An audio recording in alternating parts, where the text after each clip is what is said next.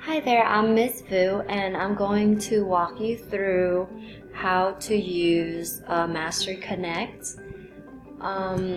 First of all, you're going to have to go to MasteryConnect.com. It's already saved on my computer, so I just have to type out MasteryConnect.com and then click enter.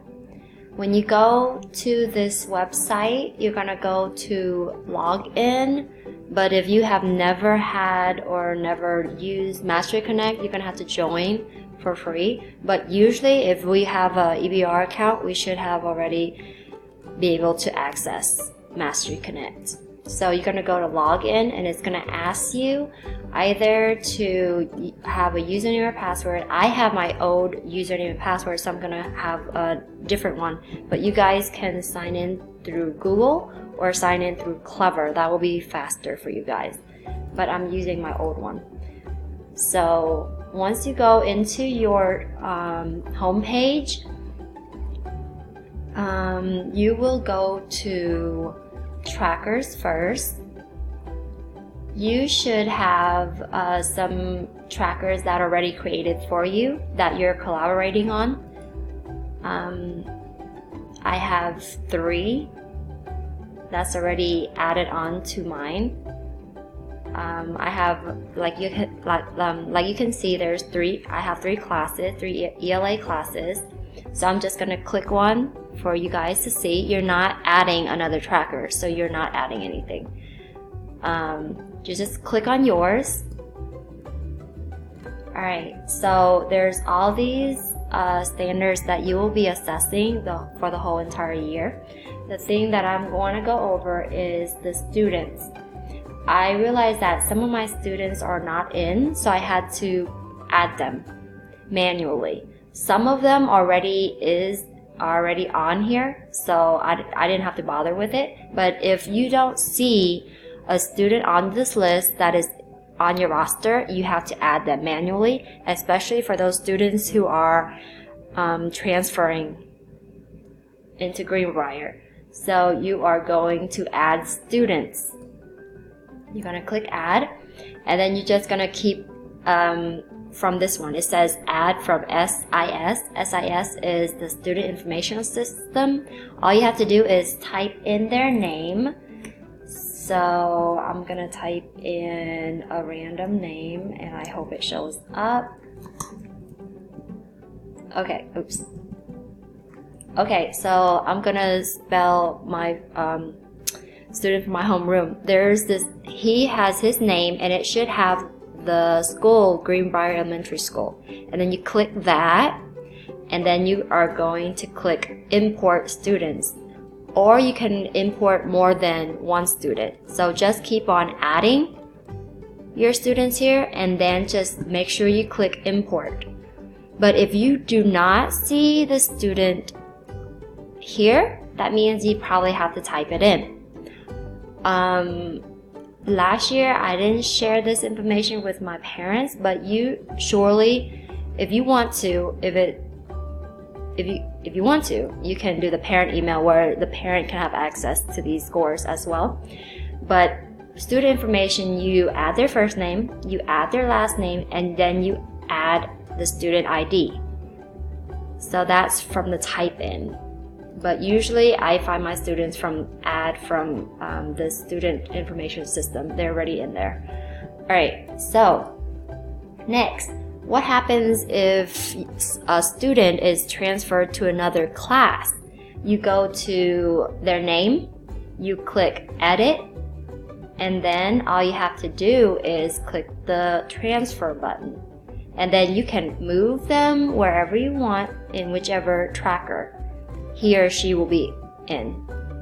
Also, you can add student notes later, notes to parents, whatnot, if you do add the parents' emails. Okay, so as you can see, all this right here, it's just a list of things that you can do to your tracker. You can add assessments, you can view all the standards, you can add a stand, but you wouldn't do that because it's already a pre-created tracker. You don't want to mess with that. I haven't use any of these. But you can print student reports if you wanted to. And you can email all the parents. Just if you wanted to. You can see all the units that you're supposed to have in the tracker. Next, this is the Socrative. It's another program. It's like a question, like an informative or formative assessment. I've never used this before, so I don't know what this is. These are individual students if you want to look at it, but let's go on to assessments, how you would add assessments. Okay, so you would click on assessments, and then this shows up. All you have to do is you're going to click Add Assessment. You are going to select what subject you teach. Math, science, language arts, social studies, or other subjects. That first. And then it's going to show you the core. So I'm going to keep mine as CCSS, language arts. But last year, I don't know why, I went to LA standards, but we're not doing that. I'm doing the Common Core State Standards. I'm going to select 5th grade, but you select whatever grade you teach. The standard. Usually my tests, my assessments aren't just one standard, isn't just one standard, so I would select multi-standard.